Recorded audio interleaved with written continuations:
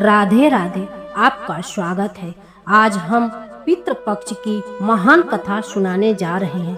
कहा जाता है कि इस कथा को सुनने से समस्त प्रकार के पितृदोष समाप्त होते हैं।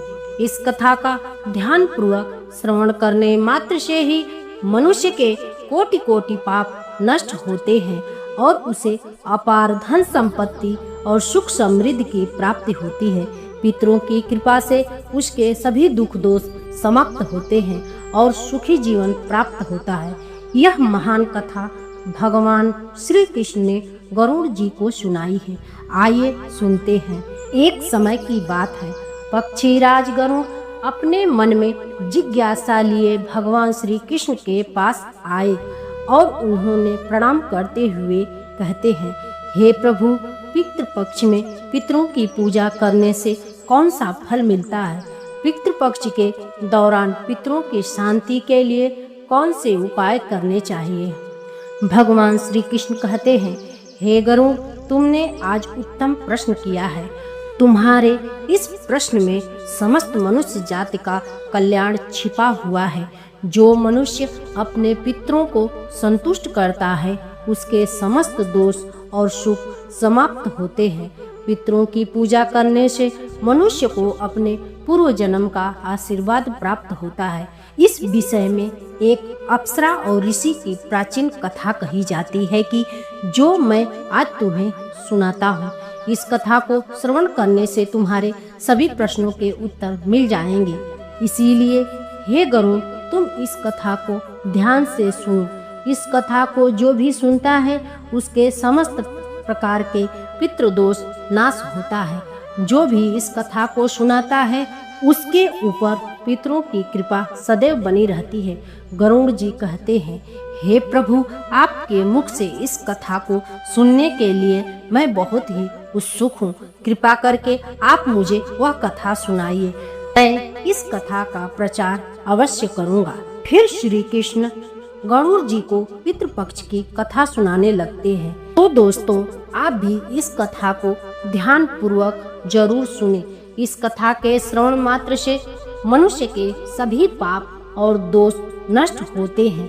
उसे पितृदोष से मुक्ति मिलती है। सभी कर्ज उतर जाते हैं। धन धान संपत्ति की प्राप्ति होती है तथा सुंदर गुणवान पत्नी की प्राप्ति निश्चय होती है। संतानहीन को संतान प्रदान करने वाली यह कथा अत्यंत महान है। पितृपक्ष के दौरान इस कथा का श्रवण प्रत्येक मनुष्य को करना चाहिए। इसका श्रवण करने से पितरदेव प्रसन्न होते हैं और वरदान देते हैं। श्री कृष्ण कहते हैं, हे गरुड़, प्राचीन काल की बात है। रुचि नामक राजा थे जो संसार के माया मोह को छोड़कर निर्भय होकर ब्रह्मचर्य का पालन करते हुए निर्भय भाव से पृथ्वी पर विचरण करने लगे। उन्होंने संसार की सभी खुशियों और भोगों का त्याग कर दिया। उन्होंने घर में रहना भी छोड़ दिया। वे एक बार ही भोजन करते और वन में भटकते रहते थे। उन्हें ऐसा वैराग्य धारण किया हुआ देखकर उनके समस्त पितृ अत्यंत दुखी हो गए। अपने वंशज को इस प्रकार से वंश को नष्ट करता हुआ देखकर उन्हें भय लगने लगा। उन्होंने सोचा कि वे स्वयं चलकर अपने वंशज से मिले और उन्हें वैराग्य का त्याग करने के लिए कहें। फिर एक दिन जब ऋषि रुचि ध्यान मग्न होकर तपस्या कर रहे थे, उसी समय उनके समस्त पितृगण उस स्थान पर प्रकट हुए। जब ऋषि ने अपनी आंखें खोली तो उन्होंने 4 दिव्य आत्माओं को अपने सामने खड़ा देखा। उन्हें देखकर वे आश्चर्यचकित हो गए और उन्हें प्रणाम करते हुए कहने लगे, हे महान आत्माओं, आप कौन हैं और किस कारण से आप मुझे दर्शन देने के लिए पधारे हैं? वे सभी दिव्य आत्माएं कहने लगी, हे बस, हम तुम्हारे पूर्वज हैं और हम तुम्हारे इस वैराग्यपूर्ण आचरण से अत्यंत दुखी हैं, इसलिए तुमसे मिलने के लिए आए हैं। ऋषि रुचि ने उन्हें नमस्कार करते हुए आदर पूर्वक पूछा, हे पितृगण, आप सभी के दर्शन करके मैं कृतार्थ हो गया, किंतु आप मेरे आचरण से दुखी क्यों हैं? मुझे कृपया करके विस्तार पूर्वक बताएं। मुझ में ऐसी कौन सी भूल हो गई है जो मेरे पूर्वज मुझसे असंतुष्ट हैं और दुखी। तब वे सभी पितृगण कहने लगे, हे वत्स्य, तुमने किस कारण से विवाह क्यों नहीं किया? विवाह स्वर्ग और मोक्ष की प्राप्ति का उत्तम मार्ग है। गृहस्थ आश्रम के बिना मनुष्य को शाश्वत बंधन होता है। गृहस्थ में रहकर मनुष्य देवताओं, पितरों, ऋषियों और पूर्वजों की पूजा करके उत्तम लोकों को प्राप्त करता है। वह देवताओं को स्वाहा और पितरों को स्वधा शब्द के उच्चारण से तथा द्वार पर आए अतिथियों या आचकों को दान देकर संतुष्ट करता है। विवाह न करके, संतान को उत्तम न करके तुम देव ऋण तथा पितृ जनों के ऋण से मुक्त नहीं आ सकोगे। संसार में रहने वाले मनुष्य, ऋषि तथा अन्य प्राणियों के लिए भी तुम प्रतिदिन ऋणी ही हो रहे हो। संतान की उत्पत्ति के बिना तुम स्वर्ग को कैसे प्राप्त कर सकोगे? देव पूजा, पितृ तर्पण तथा संन्यास ग्रहण किए बगैर तुम्हें स्वर्ग की प्राप्ति नहीं होगी।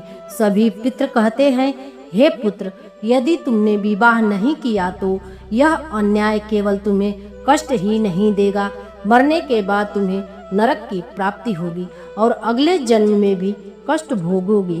फिर ऋषि ने अपने पितरों से कहा, हे पितरों, जीवन में विवाह करना अत्यंत दुखदायी है। इससे पाप का संग्रह होता है और अंत काल में यह अधोगति प्राप्त कराता है। इसी विचार से मैंने स्त्री के साथ विवाह नहीं किया। स्त्री संग परिग्रह करने से मुक्ति नहीं मिलती है।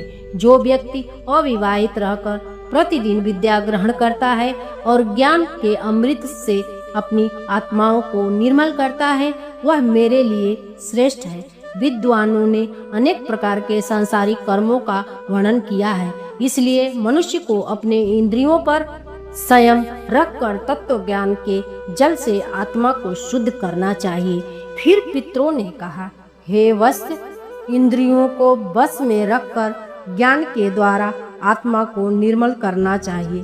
तुम्हारा यह कथन उचित है, किंतु कल्याण का मार्ग नहीं है जिस पर तुम चल रहे हो। यज्ञ, तप और दान के द्वारा अपने अमंगल को दूर करते हुए फल प्राप्ति की काम से रहित जो शुभ और अशुभ कर्म है, वे बंधन के कारण नहीं होते हैं। जो पूर्व का कर्म है वह भोग से नष्ट होता है। पूर्व जन्म का जो पूर्ण कर्म है वह सुख दुख को भोगने से निरंतर नष्ट होता रहता है। फिर ऋषि रुचि ने कहा, हे पितामह, वेदों में कर्म द्वारा जो कुछ भी किया जाता है अविधा है, यह सत्य है, किंतु विधा प्राप्त करना भी एक प्रकार का कर्म है। शास्त्रों में जो विवाहित कर्म है, सज्जन पुरुष उनका उल्लंघन नहीं करते हुए उसी से मोक्ष की प्राप्त होती है। शास्त्रों में पुरुष को विवाह करने की आज्ञा दी गई है। विवाह न करने पर पुरुष को मुक्ति नहीं मिलती है। संतान के बिना उसे मोक्ष नहीं मिलता है। संतान के द्वारा किए गए श्राद्ध कर्म से ही उसे मोक्ष मिलता है। इसलिए हे पुत्र, तुम विधि पूर्वक विवाह करो। विवाह न करने से तुम्हारे सभी कर्म भी नष्ट हो जाएंगे और तुम विफलताओं को ही प्राप्त करोगे। यदि तुम्हारा वंश नष्ट हो जाए तो हमारी आत्माएं अतृप्त ही रहेंगी।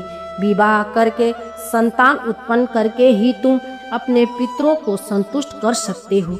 श्री कृष्ण कहते हैं, हे गरुड़, इस प्रकार से अपने पितरों के वचन सुनकर ऋषि रुचि को बड़ी ग्लानि हुई। उन्होंने विवाह करने का निश्चय किया। फिर ऋषि रुचि ने अपने पितरों से कहा, हे पितृगण, अब तो मैं बूढ़ा हो गया हूँ, कौन मुझे अपनी कन्या प्रदान करेगा? वैसे भी मुझ जैसे वृद्ध व्यक्ति के लिए विवाह करना अत्यंत कष्ट साध्य है। फिर पितरों ने कहा, हे वत्स्य, यदि तुम हमारे वचनों का पालन नहीं करोगे तो निश्चय ही हम सभी पितरों का पतन हो जाएगा और तुम्हारी अधोगति हो जाएगी। इतना कहकर सभी पितृगण अदृश्य हो गए। श्री कृष्ण कह रहे हैं, हे गरुड़, पितरों के द्वारा ऐसा वाक्य सुनकर ऋषि रुचि मन ही मन अत्यंत व्याकुल हो उठे। अपने पितरों की मुक्ति के लिए विवाह करने का विचार करते हुए वे कन्या की खोज में पृथ्वी लोक पर विचरण करने लगे, किंतु उन्हें कहीं भी कन्या की प्राप्ति नहीं हो सकी। अपने पितरों के वचनों को बार बार मन में सोचते हुए वे चिंताग्रस्त होकर सोचने लगे, मैं क्या करूं, कहाँ जाऊं, मेरे पितृ गणों को मुक्ति दिलाने के लिए कौन सी स्त्री मुझसे विवाह करेगी। इस प्रकार देर तक विचार करने के बाद ऋषि रुचि ने ब्रह्मदेव की तपस्या करना शुरू कर दिया। ऋषि रुचि ने 100 वर्षों तक एक वन में घोर तपस्या की। तत्पश्चात जगत पिता ब्रह्म ने उन्हें दर्शन दिया और कहा, हे रुचि, मैं तुम्हारी तपस्या से प्रसन्न हूँ। तुम्हारी जो भी अभिलाषा है उसे प्रकट करो, मैं अवश्य पूरा करूँगा। तब ऋषि रुचि ने ब्रह्मदेव को प्रणाम किया और कहा, हे परमपिता, मेरे पितरों ने मुझे संतान उत्पन्न करने के लिए कहा है, किंतु इस समय मुझे विवाह के लिए कोई कन्या दिखाई नहीं पड़ रही है। इसीलिए कृपा करके आप मुझे कन्या प्रदान करें, जिससे विवाह करके मैं संतान प्राप्त कर सकूं। इस पर ब्रह्मदेव ने कहा, हे विप्रवर, तुम संसार के प्रजापति हो जाओगे। तुम्हारे द्वारा प्रजा की सृष्टि होगी। तुम्हारे पितरों ने कहा है कि तुम्हें स्त्री से विवाह करना चाहिए। इस अभिलाषा को मन में रखते हुए तुम्हें पितरों की पूजा करनी चाहिए। वे प्रसन्न होकर तुम्हारी इस कामना को पूर्ण करेंगे और तुम्हें उत्तम स्त्री की प्राप्ति होगी। इस प्रकार कहकर ब्रह्मदेव अंतर ध्यान हो गए। ब्रह्मा जी के वचन सुनकर ऋषि रुचि ने पुनः अपने पितरों को प्रसन्न करने का निश्चय किया। फिर ऋषि रुचि नदी के तट पर पहुँचे और एकांत में उन्होंने अपने पितरों का तर्पण करके उन्हें तृप्त किया। तत्पश्चात एकाग्रचित होकर वे भक्तिपूर्वक अपने पितरों की स्तुति करने लगे। श्री कृष्ण कहते हैं, हे गरुड़, ऋषि रुचि ने अपने पितरों के लिए जो यह स्तुति की उसे प्रत्येक मनुष्य को ध्यान से सुनना चाहिए। यह स्तुति सब दुख और दोषों को नष्ट करने वाली है। जो केवल एक बार इस स्तुति को सुनता है उसके अनेक पाप नष्ट होते हैं और उसे पितरों का आशीर्वाद प्राप्त होता है। इसलिए इस स्तुति को ध्यान से सुनो, तभी यह कथा सुनने का फल तुम्हें प्राप्त होगा। महात्मा रुचि इस प्रकार की स्तुति करने लगे। यदि देवता के रूप में महाविद्यमान रहते हैं और जो श्राद्ध के अवसर पर देवताओं से स्वधा द्वारा तृप्त किए जाते हैं, उन सभी पितृगणों को मैं नमस्कार करता हूँ। स्वर्ग में अध्वर्षी महर्षिगण भुक्ति मुक्ति की कामना से मानसिक श्राद्ध द्वारा जिन्हें भक्ति पूर्वक तृप्त करते हैं, उन सभी पितरों को मैं प्रणाम करता हूँ। अग्नि, स्वात, वर्धन, अजत्य और सोमपदी गण वे सभी इस श्राद्ध में मेरे द्वारा तृप्त होकर तृप्ति को प्राप्त करके अग्नि, स्वात पितृ मेरे पूर्व दिशा की रक्षा करें। वर्षद नामक पितृगण सर्वदा मेरी दक्षिण दिशा की रक्षा करें। ज्ञान पितृजन पश्चिम दिशा की तथा सोम पितृगण उत्तर दिशा की रक्षा करें। यह समस्त पितृजन राक्षस, भूत, पिशाच और असुर गणों के कारण उत्पन्न दोषों से नित्य सब प्रकार से हमारी रक्षा करें। विश्व, भूख, आराध्य, धर्म, शुभ, नंद, भूत और कृत्य नामक जो पितरों ने 9 गण है तथा कल्याण और कल दराश्रय हेतु अधन नामक जो पितरों के 6 गण कहे गए हैं, वे वरक, तृप्त, पुष्ट, विश्वपात और धाता नाम में विख्यात है। 7 गण तथा पितृगणों के पाप विनाशक जो महान महात्मा, महति, वाम और महाबल नाम से प्रसिद्ध है, यह 5 गण उन गणों के ही साथ सुखद अत्यंत प्रसन्न हुए और उसी प्रकार एक दिव्य तेज उत्पन्न हुआ जो आकाश मंडल में चारों ओर व्याप्त हुआ। संपूर्ण विश्व को अपने तेज से आच्छादित करने वाला उस रोशनी को देखकर ऋषि रुचि अपने घुटने पर बैठकर फिर से पितरों की स्तुति करने लगे। रुचि की स्तुति सुनकर पितृगण अत्यंत प्रसन्न हुए और वे उसके सामने प्रकट होकर रुचि ने पुष्प गंध और अनेक पदार्थों से उनका निवेदन कर हुए सभी पितृ उन्हीं को धारण करके उनके सामने प्रकट हुए।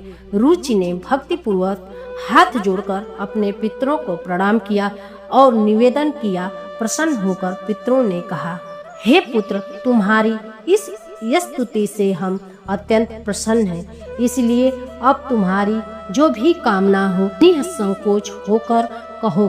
फिर नतमस्तक होकर रुचि ने पितरों से कहा, हे पितृदेव, ब्रह्मदेव ने सृष्टि की रचना करने के लिए मुझे प्रजापति बनाया है, इसीलिए मैं आप संतान उत्पन्न करने में समर्थ गुणवान चरित्रवान पत्नी की कामना करता हूँ। फिर पितरों ने कहा, हे वत्स, इसी स्थान पर अभी इसी क्षण तुम्हें उत्तम मनोरमा पत्नी की प्राप्ति होगी और उसी से तुम्हें पुत्र होगा। हे रुचि, वह पुत्र बुद्धिमान और बलशाली होकर रोच नाम से तीनों लोकों में ख्याति प्राप्त करेगा। उसके भी अतिशय बलवान महापराक्रमी महात्मा और पृथ्वी का पालन करने वाले बहुत से पुत्र होंगे। कहकर समस्त पितृगण ऋषि रुचि को आशीर्वाद देकर उस स्थान से अंतर्ध्यान हो गए। पितरों के अंतर्ध्यान होते ही पितरों की कृपा से उसी समय उस नदी के मध्य से रुचि के समेत प्रियतम लोचना नामक मन को प्रिय लगने वाली सुंदर श्रेष्ठ एक अप्सरा प्रकट हुई। उस श्रेष्ठ अप्सरा ने मधुर वाणी में महात्मा रुचि से कहा, हे तपस्वी श्रेष्ठ वरुण के पुत्र महर्षि पुष्कर द्वारा मेरी एक अतिशय सुंदर कन्या उत्पन्न हुई है। मैं उस सुंदर कन्या रूप वाली माँ नीनी नामक कन्या को भार्या के रूप में आपको प्रदान करती हूँ। आप इससे विवाह करें। इस कन्या से आपको अतिशय बुद्धिमान मनु नाम का पुत्र होगा। फिर प्रजापति रुचि ने उस अप्सरा कन्या से विवाह किया। श्री कृष्ण कहते हैं, हे गरुड़, इस प्रकार से ऋषि रुचि ने अपने पितरों को प्रसन्न करके विवाह के लिए कन्या प्राप्त की और अपने वंश को आगे बढ़ाया। कथा के अंत में भगवान श्री कृष्ण ने गरुड़ जी को पितरों को प्रसन्न करने के अनेक उपाय विस्तार से बताए। यह उपाय मनुष्य के जीवन में पितृ दोष को समाप्त करने के लिए, पितरों की कृपा प्राप्त करने के लिए अत्यंत आवश्यक माने जाते हैं। श्री कृष्ण ने गरुड़ जी से कहा कि पितरों को प्रसन्न करने के लिए कुछ विशेष अनुष्ठान, तर्पण और धार्मिक कार्यों का पालन करना आवश्यक है।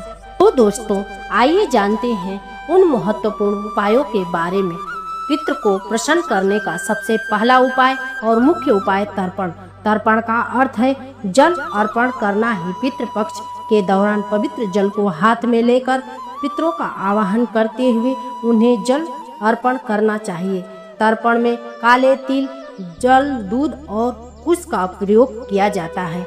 यह कार्य पवित्र मन और श्रद्धा भाव से करना चाहिए, जिससे पितृगण तृप्त होकर प्रसन्न होते हैं। श्री कृष्ण कहते हैं, श्राद्ध कर्म पितरों की तृप्ति के लिए एक महत्वपूर्ण अनुष्ठान है। इसमें पितरों के निमित्त भोजन, फल और वस्त्र अर्पण किए जाते हैं।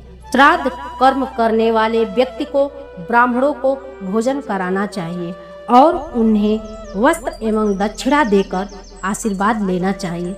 श्राद्ध के दिन विशेष रूप से सात्विक भोजन बनाना चाहिए, जिसमें खीर, पूरी, सब्जी और अन्य पौष्टिक एवं ताजे खाद्य पदार्थ सम्मिलित हों। इस भोजन को पवित्रता के साथ पितरों के निमित्त अर्पण किया जाता है।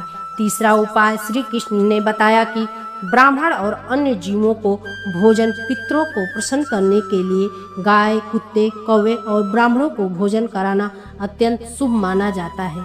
इन्हें भोजन अर्पण करने से पितृ तृप्त होते हैं।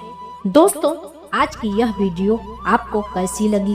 कृपया कमेंट बॉक्स में अपना सुझाव साझा करें। हमारे धार्मिक दर्शन टॉप चैनल को सब्सक्राइब करें, लाइक करें, शेयर करें। जय श्री कृष्णा।